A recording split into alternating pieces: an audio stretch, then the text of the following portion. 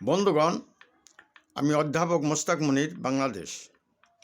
আমি আজকে আপনাদের সম্মুখে বাংলা ব্যাকরণের অর্থ অনুসারে বাক্যের শ্রেণীবিভাগ সম্পর্কে আলোচনা করব। তাহলে আসুন ভিডিওটি শুরু করা যাক। অর্থ অনুসারে আমরা বাক্যকে প্রধানত 7টি ভাগে ভাগ করতে পারি। প্রথমত, বর্ণনা বা বিবৃতিমূলক বাক্য। বর্ণনা বা বিবৃতিমূলক বাক্য হলো যদি বক্তা কোনো বিষয়ে একটু সাধারণ বিষয়ে বা তথ্য সম্বলিত কোনো বিষয়ে কথা বলেন বা আলোচনা করেন, সেটি হলো সেই বাক্যটি হলো বর্ণনা বা বিবৃতিমূলক বাক্য। অর্থাৎ কোনো বিষয়ের উপরে সাধারণ বিবৃতি বা বর্ণনা। যেমন ঢাকা বাংলাদেশের রাজধানী, অথবা 1971 সনে স্বাধীনতা যুদ্ধ সংঘটিত হয়েছিল। এটা হলো বর্ণনা বা বিবৃতিমূলক বাক্য। দ্বিতীয়ত আসেন প্রশ্নবোধক বাক্য। যদি বাক্যের মধ্যে বক্তা কোনো বিষয়ে প্রশ্ন করেন, কাউকে যদি কোনো প্রশ্ন করেন, তাহলে সেটি প্রশ্নবোধক বাক্য বা প্রশ্নসূচক বাক্য বলা হবে। যেমন, তুমি কোথায় যাও, তুমি কি করো, তুমি কি খাচ্ছ ইত্যাদি যদি প্রশ্ন করা হয়, তাহলে এটাকে বলা হয় প্রশ্নসূচক বাক্য।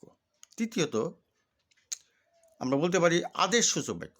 যে বাক্যে বক্তা কোনো বিষয়ে আদেশ করেন বা নির্দেশ দান করেন, যেমন উঠে দাঁড়াও, জোরে চলো, এগিয়ে চলো ইত্যাদি আদেশসূচক।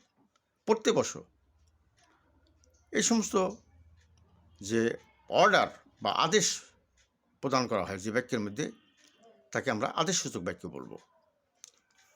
এরপরে মনে করেন যে অনুরোধ সূচক বাক্য।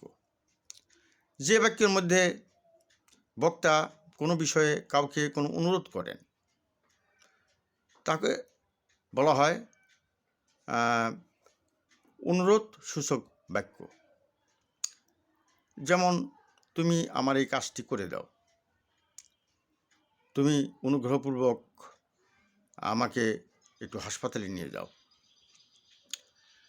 দয়া করে আমাকে এই কাজটি করতে দাও, বা দয়া করে তুমি আমার এই অসুখের ওষুধ এনে দাও ইত্যাদি অনুরোধ যদি থাকে কোনো বাক্যের মধ্যে, তাহলে এটা হলো অনুরোধ সূচক বাক্য।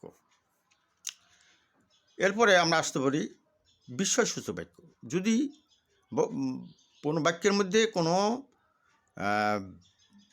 বিস্ময়কর কোনো বিষয় থাকে, কোনো বিষয়ে যদি বিস্ময় প্রকাশ করা হয়, তাহলে তাকে বলা হয় বিস্ময়সূচক বাক্য।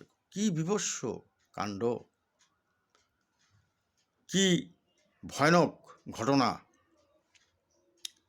এই সমস্ত যে সমস্ত ঘটনা বর্ণনা করা হয় বিস্ময়সূচক, যা মানুষের মনে বিস্ময়ের জন্ম দেয়, তাকে বলা হয় বিস্ময়সূচক বাক্য। যে কোনো ধরনের বিস্ময়সূচক বাক্যকে আমরা বিস্ময়সূচক বাক্যের অন্তর্ভুক্ত করতে পারি। যে কি দুর্ঘটনা, যা কল্পনা করা যায় না ইত্যাদি ইত্যাদি বিস্ময়সূচক ঘটনা। আবেগসূচক বাক্য। আবেগসূচক বাক্য হলো কোনো বিষয়ে বক্তা তার মনের আবেগ প্রকাশ করা। যেমন, হুররে, আমরা জয়লাভ করেছি, বাহ, ফুলটি কত সুন্দর, এই সমস্তগুলো কিন্তু আবেগসূচক বাক্য। এরপর আমরা আরও বাক্য অর্থ অনুসারে বিভাজন করতে পারি। যেমন প্রার্থনাসূচক বাক্য। আল্লাহ তোমার মঙ্গল করুন, তুমি এ কাজে ভালো ফল লাভ করবে, আমি তোমার মঙ্গল কামনা করি, তুমি দীর্ঘজীবী হও। এই সমস্ত বাক্যকে আমরা প্রার্থনা সূচক বাক্য বলতে পারি। এরপরেও পরামর্শমূলক বাক্য। যে ভালো করে লেখাপড়া করিও, স্বাস্থ্যের প্রতি নজর দিও, ইত্যাদি ইত্যাদি।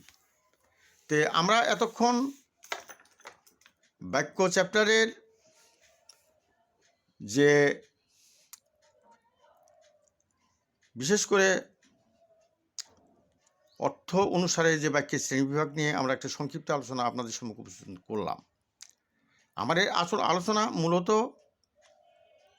সকলের জন্যই আলোচনা, অর্থাৎ যারা ব্যাকরণ সম্পর্কে সম্যক ধারণা লাভ করতে চান এবং প্রাথমিক ধারণা লাভ করতে চান, তাদের জন্য আমি অতি সহজ সরলভাবে এবং সহজ সরল উদাহরণের মাধ্যমে আপনাদেরকে আমি বাক্যের প্রাথমিক ধারণা দেওয়ার জন্য আমি চেষ্টা করব। কাজেই সকলেই যেন এর থেকে কিছু না কিছু উপকৃত হতে পারেন। কাজেই আমি এই সংক্ষেপে বাংলা ব্যাকরণের বাক্য চ্যাপ্টারের অর্থ অনুসারে বাক্যের শ্রেণীবিভাগ নিয়ে সংক্ষিপ্ত আলোচনা করলাম। যদি আমার এই আলোচনা থেকে আপনার যে বিন্দুমাত্র যদি উপকৃত হয়ে থাকেন, তাহলে আমার এই আলোচনা হবে সার্থক। আপনার সকলকে অসংখ্য ধন্যবাদ।